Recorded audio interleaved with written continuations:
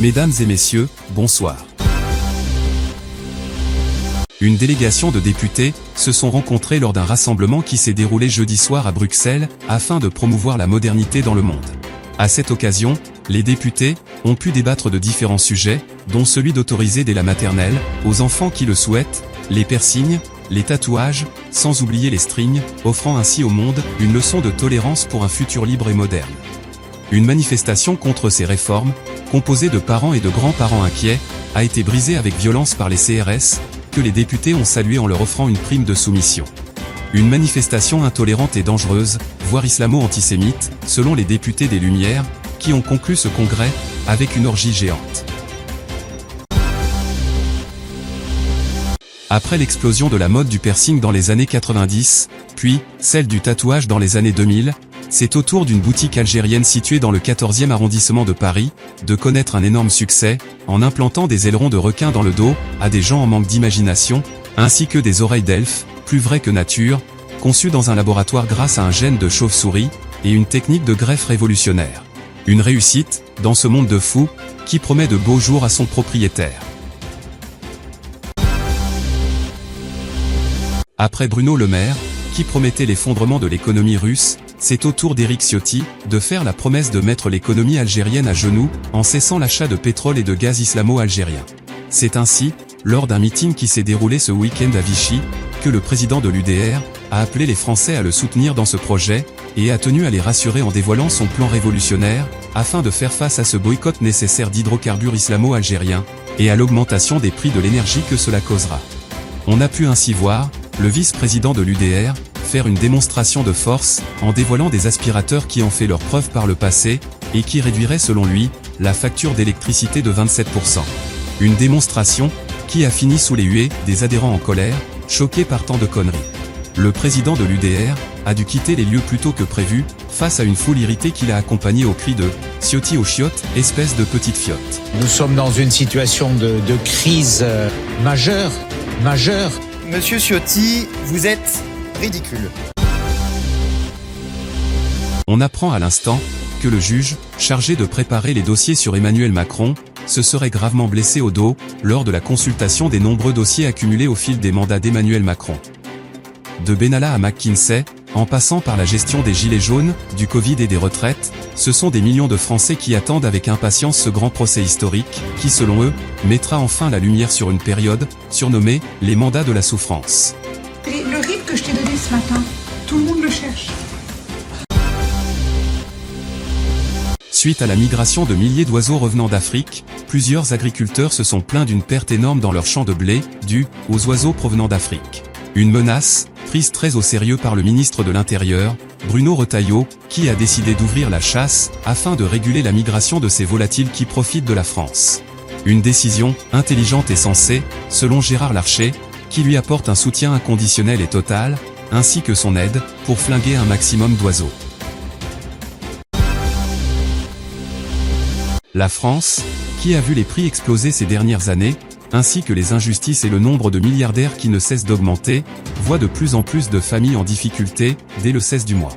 Une situation inquiétante, même chez les animaux de compagnie, qui pour certains ont dû trouver un travail, afin de venir en aide à leur maître ou leur maîtresse. Quant à certains chats débiles, pour faire face à leur peur et à la crise économique qui touche tout le monde, ont décidé de devenir fachos, et de tout mettre sur le dos des chats noirs, et plus particulièrement, sur les chats d'origine algérienne. Je ne suis pas raciste. Les chiffres sont là aussi. Je crois qu'on dénombre à peu près 120 attaques au couteau par jour. Donc ça n'est pas rien, c'est une réalité.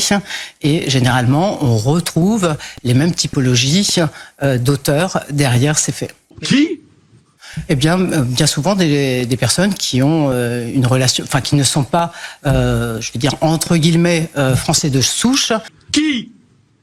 Mais qui vont avoir des origines qui sont plus liées avec tout simplement un lien avec l'islam.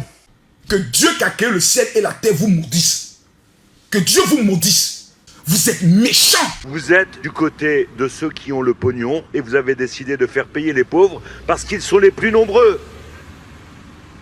C'est dégueulasse. Tout ça nous renvoie à une lutte de classe. Ils écrasent les petites gens. Ils n'ont que ça. Ils ne voient pas, ils ne nous écoutent pas. Ils nous méprisent.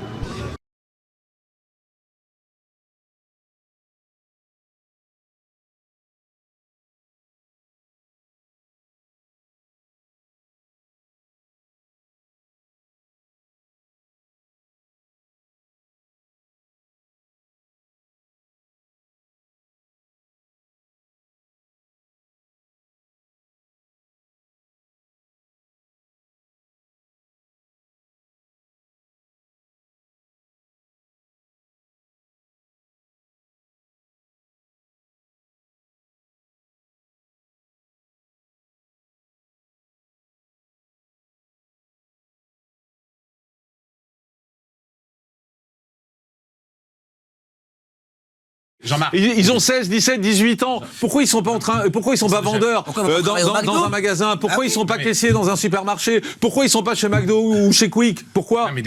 Parce que c'est des branleurs. Non, excusez-moi. Excusez-moi de le dire.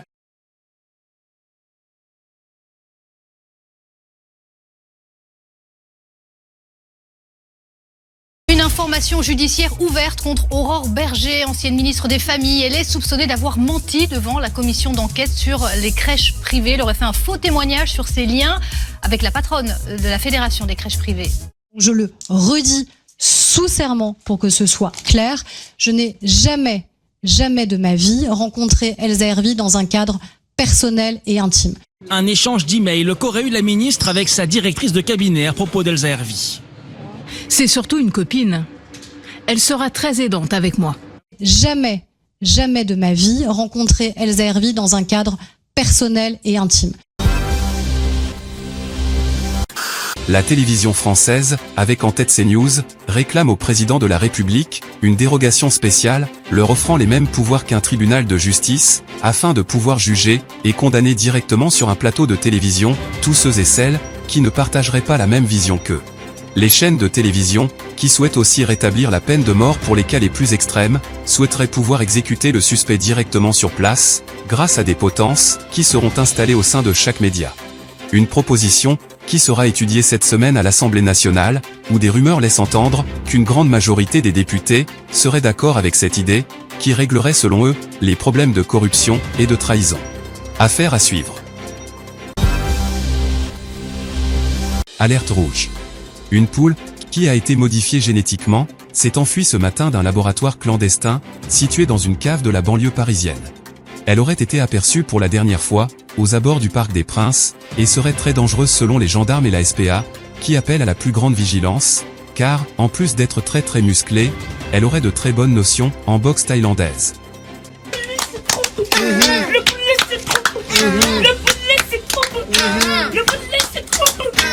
Le Comité climatique international se dit très préoccupé par le réchauffement climatique, suite aux nombreuses et inquiétantes éruptions solaires, observées ces derniers jours par la NASA. Le comité, avec l'appui de l'OMS, réclame une session extraordinaire de toute urgence à l'ONU, afin de convaincre la communauté internationale d'offrir une jeune fille vierge au dieu du soleil Ra, afin qu'il soit plus clément pour le futur. Une proposition qui semble avoir convaincu plus d'un homme politique, toujours prêt à sacrifier les autres, tant qu'il ne s'agit pas d'une personne de leur propre famille. Affaire à suivre.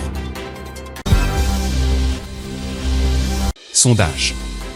Selon l'Institut Flip Flap, la personnalité politique préférée des Français serait Bruno Le Maire, avec plus de 70% d'amour fraternel. L'homme, qui avait menacé Vladimir Poutine, lui promettant une guerre économique et financière totale, ainsi que de prendre John Jones dans un combat MMA, démontre un courage qui force le respect et l'admiration. Un homme d'État, fort, raisonnable, audacieux, qui ne sait pas compter, mais qui est ambitieux, et donnerait sa vie pour protéger le pauvre, la veuve et l'orphelin. Un profil rare, qui manque cruellement au peuple français. On retrouve, en seconde position, Manuel Valls, avec 60% d'amour fraternel, et ce, malgré le fait qu'il a quitté le territoire français pour Barcelone, où il a subi une défaite cuisante, avant de revenir, pour le plus grand bien de la France.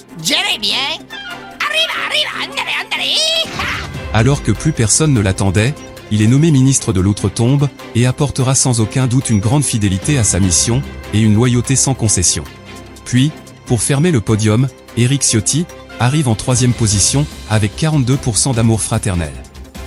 Une remontée spectaculaire dans le classement, qu'il doit certainement à cette grâce qui se dégage de lui, à son patriotisme, à ce franc-parler, ainsi qu'à sa générosité débordante, son humanité d'extrême droite, et son regard dénué de tout vice, rempli d'amour, de paix et de générosité. À eux trois, ils constitueraient une équipe de choc, qui apporterait une certaine stabilité à la France, selon un autre sondage Flip-Flap. Bruno Le Maire Premier ministre, Valls à l'intérieur, et Éric Ciotti ministre des Affaires étrangères, et chef de la diplomatie française, en charge d'échanger et de négocier avec les Africains et les Arabes qu'il aime tant, et qui détiennent plein de matières premières, comme le pétrole, le fer, le café, le chocolat, des diamants en veux-tu en voilà, des terres rares, de l'or, de l'uranium, du gaz, autant de matières premières, nécessaires et vitales à l'économie française. Nous sommes dans une situation de crise majeure. Énième polémique, sur les plateaux de télévision, en particulier sur CNews et BFM VC, après avoir appris dans un article du Figaro, que le célèbre groupe Saint-Maclou, spécialisé dans la décoration des sols des murs et des fenêtres, serait sur le point d'être cédé à un milliardaire algérien. Une nouvelle, qui a eu l'effet d'une bombe, dans le petit milieu parisien, dénonçant une humiliation totale, si cela venait à se concrétiser. Une annonce, douloureuse, qui aurait abattu le moral des super journalistes, dont Pascal Praud, qui a menacé de se jeter du toit de CNews, si la France autorisait une telle humiliation, d'autant plus, que le milliardaire algérien, semble vouloir apporter une petite modification à l'enseigne de la marque historique, passant de Saint-Maclou, à Saint-Maclouf. Affaire à suivre. Que vous écoutiez BFM, que vous écoutiez France Info, chaîne publique, chaîne privée, c'est de la merde. Non, c'est Cloug. Oui.